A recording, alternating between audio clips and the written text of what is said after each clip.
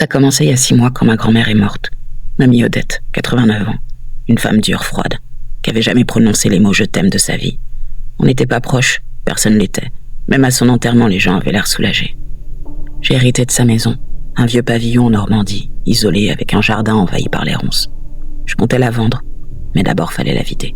C'est là que j'ai trouvé le téléphone, un vieux combiné à cadran branché sur une prise murale dans le couloir. Le genre d'appareil qu'on ne fabrique plus depuis 40 ans. J'ai failli le débrancher, mais je sais pas pourquoi, j'ai fait autre chose. La première nuit que j'ai passée dans cette maison, il a sonné, à 3h47 du matin. Je regarde l'écran de mon portable pour vérifier l'heure, persuadée d'avoir rêvé, mais non. Le téléphone fixe sonnait. Cette sonnerie métallique, stridente, qui te vrille les tympans. Je me suis levée, le couloir était glacial. Je décrochais, et puis silence. Mais pas tout à fait. Il y avait quelque chose, un souffle régulier, comme quelqu'un qui attend. Allô ? Ma voix tremblait, je déteste l'admettre, mais elle tremblait.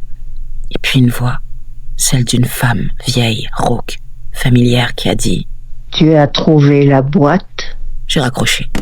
J'avais les mains qui tremblaient. Cette voix, mais non, c'était impossible. Mamie Odette était morte. J'avais vu son cercueil descendre dans la terre. Je me suis répété que c'était un prank ou une vieille blague que me faisait mon mec pour me faire peur, j'en sais rien, mais j'avais besoin de trouver quelque chose de rationnel, tu comprends ? Le lendemain, j'ai fouillé la maison. J'ai trouvé cette putain de boîte. Elle était cachée dans un vieux placard, dans la chambre de ma grand-mère. Une boîte en fer rouillé, fermée par un cadenas. À l'intérieur, j'ai vu des photos. Il y avait des dizaines de photos. Des photos d'enfants. Je reconnaissais aucun d'entre eux. Des clichés en noir et blanc, certains jaunis. Des enfants qui souriaient pas. Qui regardaient l'objectif avec des yeux vides. Au fond de la boîte, il y avait une liste des prénoms, des dates. Marie, 1962. Thomas, 1967. Élise, 1973. Une vingtaine de noms.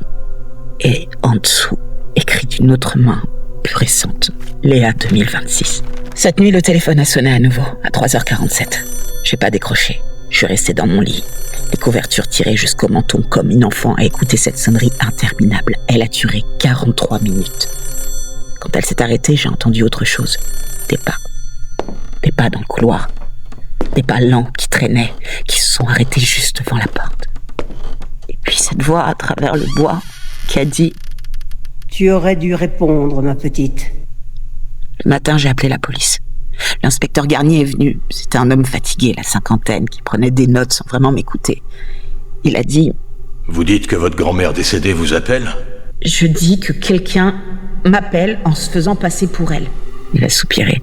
« Madame, cette ligne est coupée depuis 1989. J'ai vérifié.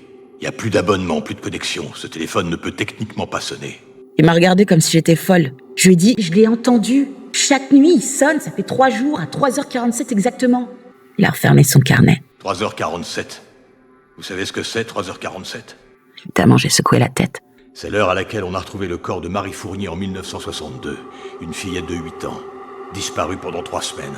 On l'a retrouvée dans le jardin de cette maison. Il m'a regardé droit dans les yeux. Faut pas lire les vieux faits divers, ça rend parano. J'ai fait des recherches.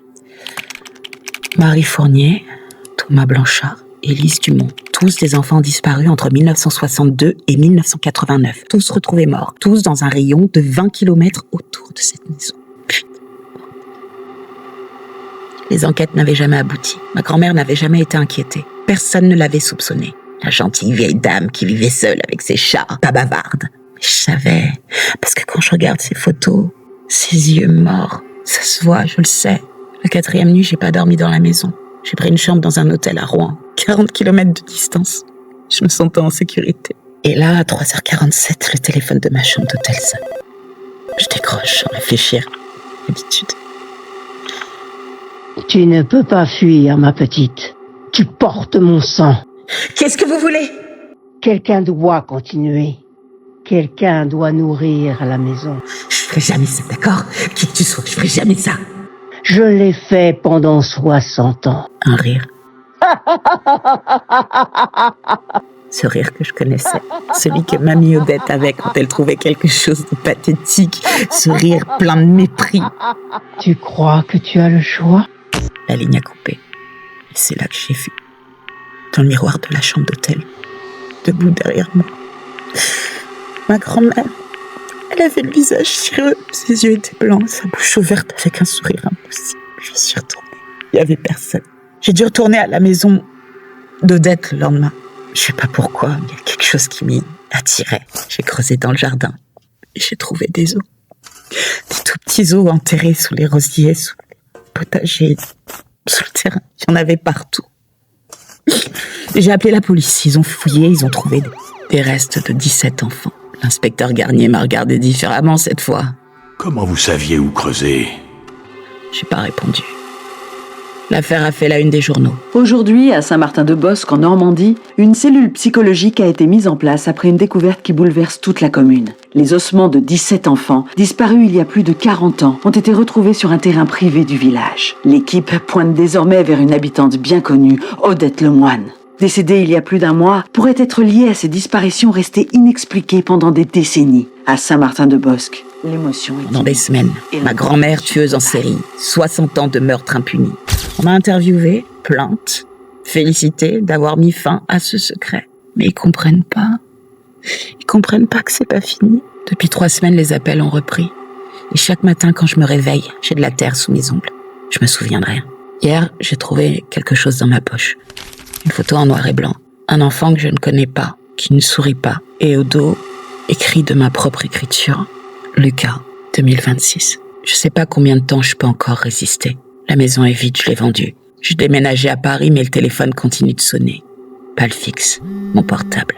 3h47, chaque nuit. Et la nuit dernière, quand j'ai décroché sans réfléchir, c'était ma voix. T'aurais dû répondre plus tôt, ma petite. Maintenant tu comprends, le sang ne ment pas. Je vous raconte tout ça parce que je sais pas combien de temps il me reste. Combien de nuits avant que je me réveille? Combien de nuits avant que je me réveille plus? Avant que je devienne ce qu'elle était? 2 heures que je conduis. Hier, j'ai fait annuler la vente de la maison. Mes mains tremblent sur le volant. Je pourrais faire demi-tour, là maintenant, trouver une gendarmerie et tout arrêter. Mais la maison m'appelle. C'est comme si elle hurlait dans ma tête. Flash info spécial enlèvement. Le petit Lucas, 5 ans, est porté disparu. Je fixe le bitume qui défile dans cette nuit noire et sombre. Lance un appel à témoins. Mes mains se crispent sur le volant. J'ai 2 choix qui s'offrent à moi. Faire demi-tour. Ou alors... Madame, quand on arrive à la maison? nourrir la maison. C'était Celle qui compte. Libre à toi de décider quel choix elle a bien pu faire. Écris-le-moi en commentaire. En tout cas, si cette histoire t'a plu, n'hésite pas, si tu veux me soutenir, à commenter, liker, partager et pourquoi pas t'abonner. Je te dis à très bientôt pour d'autres histoires terrifiantes avec Celle qui compte.